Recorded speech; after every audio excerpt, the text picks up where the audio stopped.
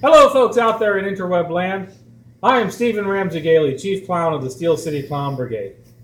And I am Sarah Strickland. Help! I'm trapped in a clown troupe.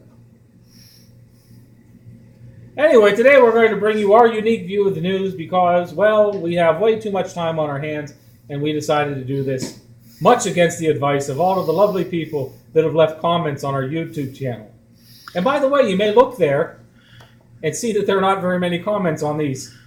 If you put something offensive there, we're not going to put it up. So, calling me names, telling me to do anatomically inappropriate things will not appear on our channel. Anyway, today's first story.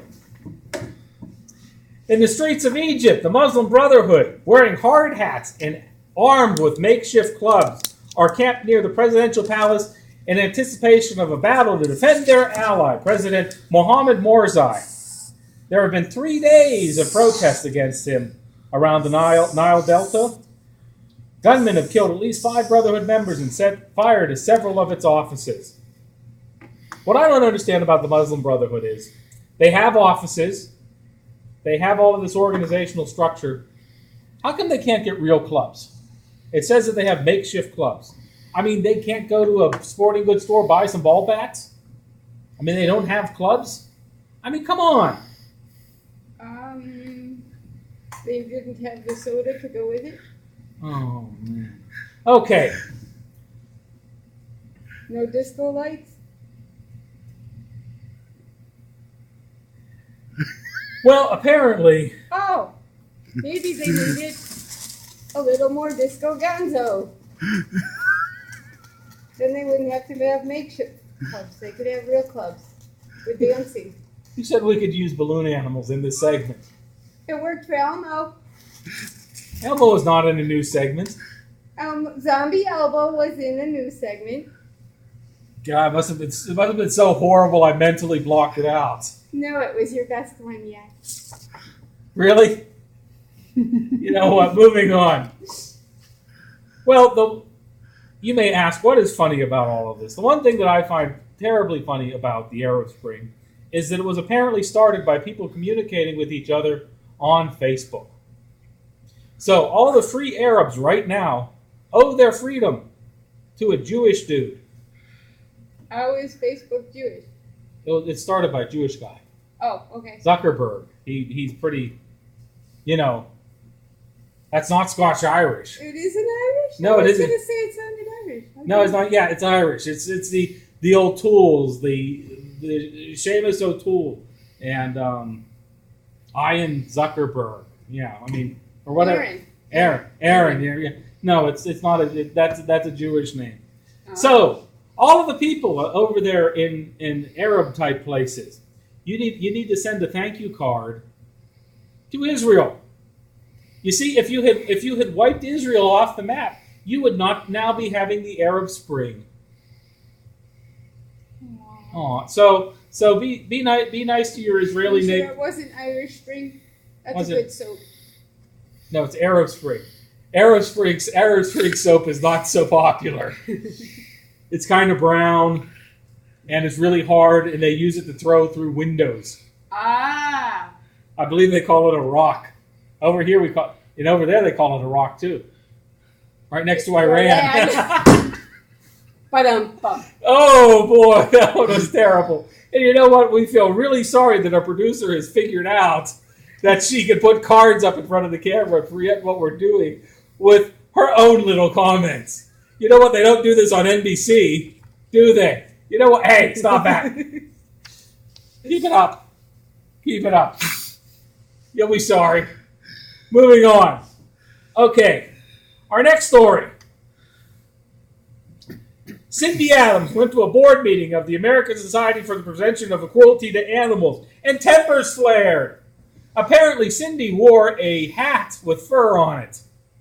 It wasn't one of her puppies? It was not one of her puppies. There's a picture of this woman online with 2 Yorkies that look like they do not want to be there.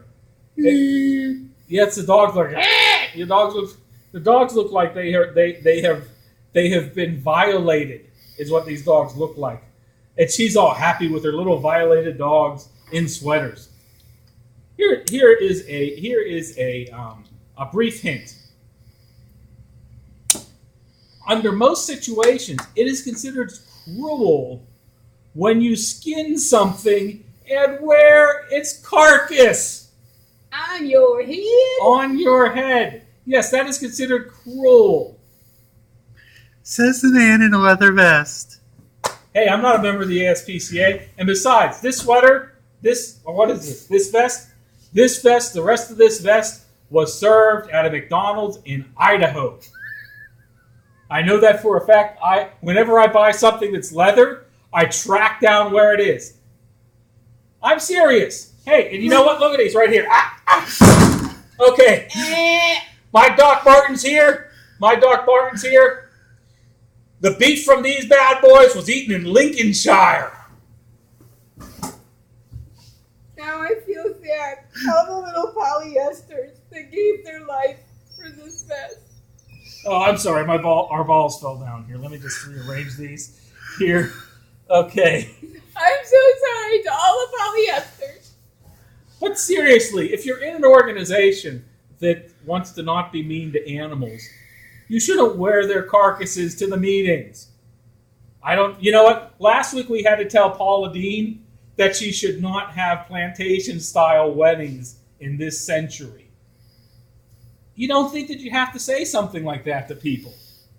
But apparently... Think of all the people she employed. Paula Dean? Didn't she pay lots of people to have the big plantation wedding? You see, that's the problem with plantations, is that most of the people that used to work on plantations were not paid. That's why people are offended by them. I believe there was a word for that. Anyway, back to Mrs. Adams before we, because there are only so many jokes you can tell about slavery. You just want to stay away from the whole subject. But we can make fun of the ASPCA. So she should learn that fluffy knitted things go on the human head and fur belongs on the dogs. Yes. Not the other way around. Yes, don't knit things and put them on your dog because it annoys their dogs. And then they look like this.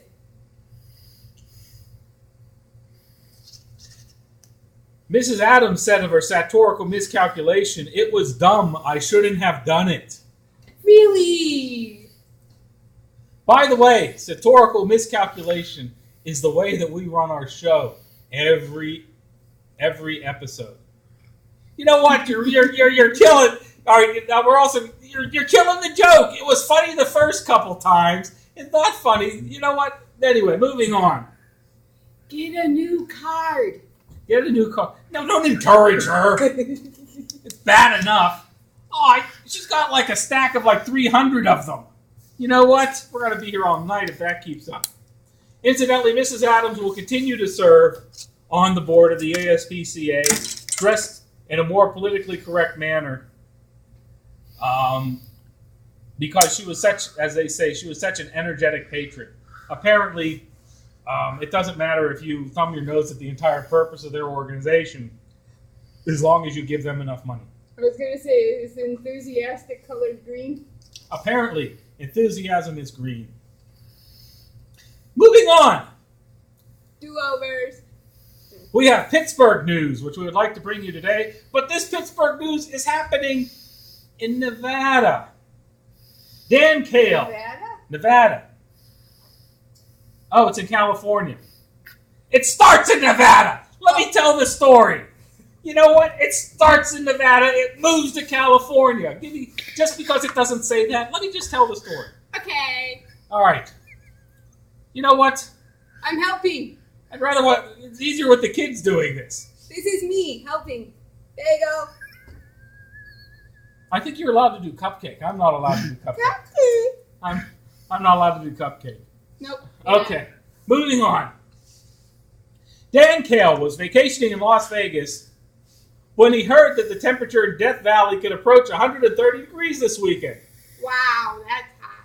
So what does a person hear when they say, boy, in a place called Death Valley, there is going to be 130 degrees of temperature? Well, Dan decided, boy, I need to go there. Good idea, Dan. Nah. When I found out it might set a record, I rented a car and drove straight over. If it goes to above 130, I will have something to brag about. Apparently, what he wants to be able to brag about is being the biggest idiot among all of his friends. So, folks, I don't know. So far, though, the temperature has only reached 128 degrees. Granted, it isn't quite high noon there in Death Valley yet. It is Saturday when we're taping this. It's 4 o'clock there, or it's 4 o'clock here. So maybe he will get to have his record-setting temperature. Death Valley's record high was set a century ago at 134. Cale said while he was being interviewed, so apparently there are two people that are idiots because there's some guy talking to him in Death Valley. He said, the wind out here is like being in front of a blast furnace. Steve, Cale is Dan's last name. I said Dan Cale. Yeah, but you said there's two guys. Oh, because he was talking to, well, there has to be a reporter or you wouldn't have a story. Yeah, they didn't, this is an internet story. Let's see if there was the other idiot. I mean, not idiot, but let's see. Well, at least that idiot got paid to be an idiot. Yes, you're right. Anyway, he would have a frame of reference because if he's from Pittsburgh and he's 67, he might know what a blast furnace really feels like.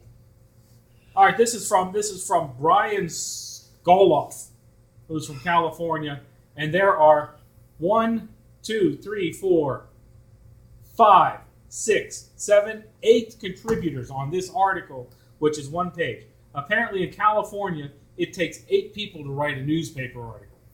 When it's that hot, maybe your brain cells get fried. Yes, they're all dropping dead, and they have to send in replacement reporters. Hey! What? They're dropping dead in Death Valley? Apparently. Wow. What a concept. In a related story, 200 people were treated for heat problems at an outdoor concert in Clark County. Apparently, it was hot in Las Vegas, in the desert. Why would it be hot there? I don't know. If I were in Las Vegas, I would stay somewhere air conditioned. You wouldn't think that it would be that hard. No snowmen? No snowman. Well, there's a snowman right there. There we go. Okay, next up. The Prime Minister of Great Britain. By the way, this is our British news. So, our two British fans out there. David Cameron has traveled to Afghanistan, where he's paying tribute to British troops on Armed Forces Day. Apparently, they have an Armed Forces Day where they pay tribute to their armed forces. Do they have just a regular Forces Day for the forces that aren't armed? Yes, they do. It is the Unarmed Forces Day, and it happens every time Chelsea plays a football game. You see, because they've got a lot of hooligans there, and they what? Every time Chelsea plays Manchester, it's an Unarmed Forces Day because they just, bam, bam, bam, bam, bam.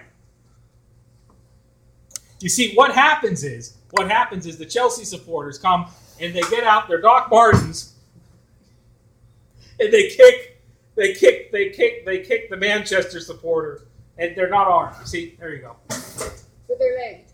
They're legged. Yes, they're not armed, so they're like this. Moving on. Back to David Cameron. So what's he doing in Afghanistan? He's paying tribute to the troops on Armed Forces Day.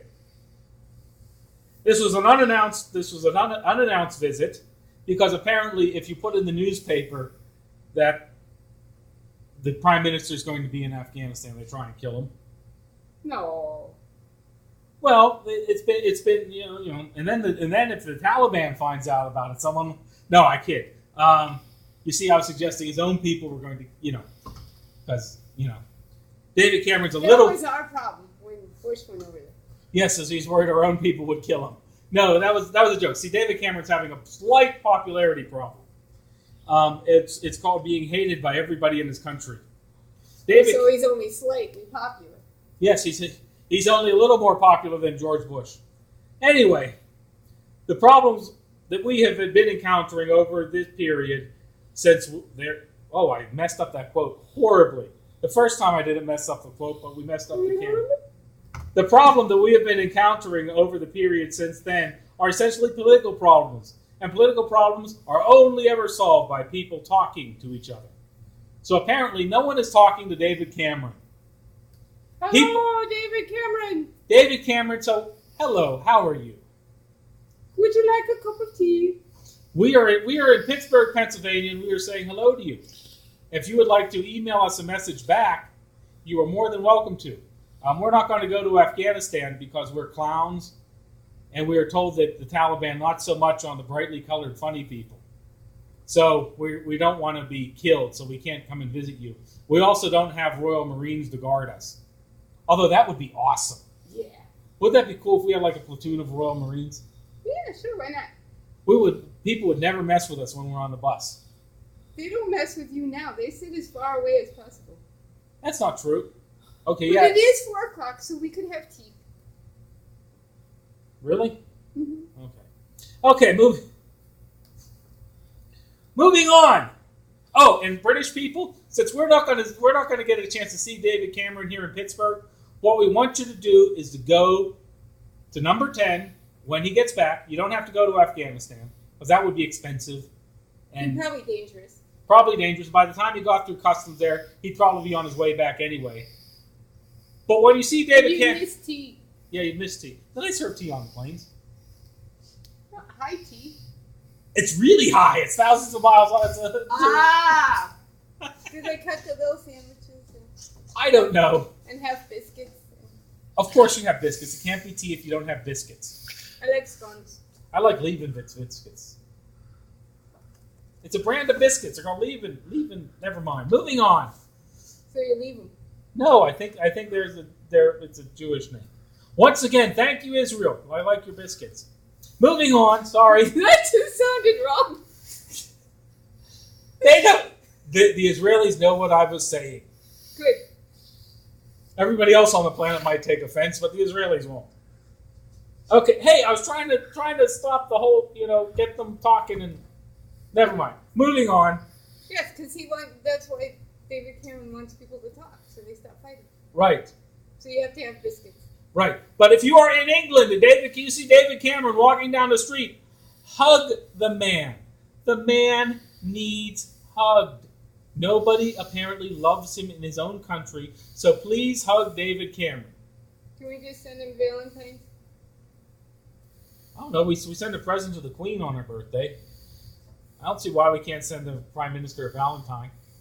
In July. In July. It's almost July. It'll be July by the time it gets here. Yeah, we probably shouldn't send it in July. But hug the man. If you're in Afghanistan, do not run up and hug David Cameron. The Royal Marines will shoot you. Don't get shot by Royal Marines. Just say supportive things to David Cameron while he's there. Tell him he's having a nice hair day. Tell him he's looking svelte. He's looking thinner. He's been working out, David Cameron. He got in good shape for Armed Forces Day. Oh, because it was Armed Forces. Oh, yeah. Next up. It has been discovered that some theropod dinosaurs, I'm not even going to pronounce this guy's name here. Pistacata, all right, I'm going to try and pronounce his name. Pistacatosaurus. Pistacosaurus. Joe Piscopo has a dinosaur named after him. Are you sure the people? Yay! I can see it now. Pistacosaurus. Like, hey! I'm Joe Piscopo, the dinosaur! Roar! That is oops, the ball fell down again. I am so scared. Hey! Okay, moving on. What was discovered is this particular theropod dinosaur, which the theropods, they're the ones that walk on 2 legs and have little arms, like, ee! Like, hey! And then they can't make the bed. Didn't Joe Piscopo sing? What did Joe Piscopo do? That's me. What did Joe Piscopo do? I forgot. I know the name, but I forgot what he did. Let's pipe this into the search engine right now. We are interrupting this news story to go to Yahoo. And I can't pronounce Joe. I can't spell Joe Piscopo. Okay, Joe Piscopo. Let's see. Let's go to Wikipedia. Wikipedia. Let's go to Wikipedia and find out what Joe Piscopo does for a living. He's some kind of entertainer. Did he sing? I think he sang. Look, there it is. Oh, there it is. Joe What's Piscopo it say? went to high He's school. an American comedian and actor. Oh, so he was not a singer. Apparently, Joe Piscopo was not a singer. For some reason, I have it in my mind that he was singing. Maybe he's singing with Eddie Murphy. He was on Saturday Night Live along with Eddie Murphy. Joe Piscopo was on. Now, folks, I don't know what this has to do. He was on Star Trek: The Next Generation too. Was this going somewhere? I have no idea. He's married to Nancy Jones. Well, no, he's not. He divorced Nancy Jones. He was married to Nancy Jones, who was a model on Wheel of Fortune. Or so she's a producer on Wheel of Fortune. Okay, I don't know what has. Does this have a point? Oh, the Joe Piscoposaurus. Hey! The Joe Piscoposaurus. Back to the Joe Piscoposaurus. Apparently, Joe Piscopo has a dinosaur named after him. It's a theropod, which means that he walks on two legs. Much like Joe Piscopo does most of the time. We're pretty sure Joe Piscopo is a theropod human. One would hope so. Except for perhaps on Saturday night after the show. After Saturday Night Live, Joe Piscopo has to crawl on all fours because he's so tired and done so much crank while doing the shows with Eddie Murphy. But apparently, they were, a lot of, this going on. They had like old cars. They had to wind them up to get to the after party. You see, I made a cocaine crank up joke. You see? Don't you see that? Yeah. Okay, moving I on. don't know anything about cocaine. Well, they used to call cocaine crank. And so I did like a Model T being cranked up joke about crank because Joe Piscopo was on the original. I'm not even sure I'm pronouncing that poor man's name right. Probably he's just. You're not pronouncing the dinosaur. I'm not pronouncing either, so it's all fair. Okay, so what about these dinosaurs? These dinosaurs have gotten shafted to be named after Joe Piscopo. It's terrible. I mean, come on, you're a dinosaur. You've been dead. An asteroid has wiped you out. You're extinct. And then they named you after Joe Piscopo. Come on. No, they didn't. Yes, they did. No, they didn't. You're mixing the letters up. Okay, anyway. What did this dinosaur do by the age of 4? Apparently, until this dinosaur was 4 years old, this dinosaur crawled on all fours, much like Joe Piscopo on Saturday night after Saturday Night Live. Hey! Okay, moving on. No, maybe not. But anyway, the Piscoposaurus, the Joe Piscoposaurus. Now, come on. At least one of them had to be named Joe. So that means Joe Piscopo stole his name off of these dinosaurs. So, the Joe Piscoposaurus. 4. Now I am 4. The Joe Piscoposaurus, also known as the parrot dinosaur. You know what? I wish I had read down to that part. I would have called it the parrot dinosaur. Granted, then I would not have made all this fun of poor Joe Piscopo. But Joe Piscopo is a comedian. You know what? I think that we are going to, on a regular basis in this news broadcast, find an excuse to say the name Joe Piscopo. It's better than Buttafuoco. But David Letterman stole the Buttafuoco thing. And everybody, and all of our watchers, readers. Is it as much fun to say as guacamole? I don't like to say guacamole. I once had a horrible accident with some guacamole. And, I don't eat it. I just like saying it. oh, well. Guacamole. If you're in a food fight, do not get the guacamole in your ears. It burns. Moving on. Eat the guacamole and eat the cake. But not at the same time. Big mistake. There's a song. There's a song. There's a song. Maybe Joe Piscopo sang. Maybe Joe Piscopo Hey! sang the song about the guacamole. The Joe Piscoposaurus. You know, we should. Too bad we don't have any artists. We could make like a Joe Piscoposaurus. Hey! Yeah. That's like Fonzie after a horrible accident. Hey! Okay, moving on. Today, I would like to. This story.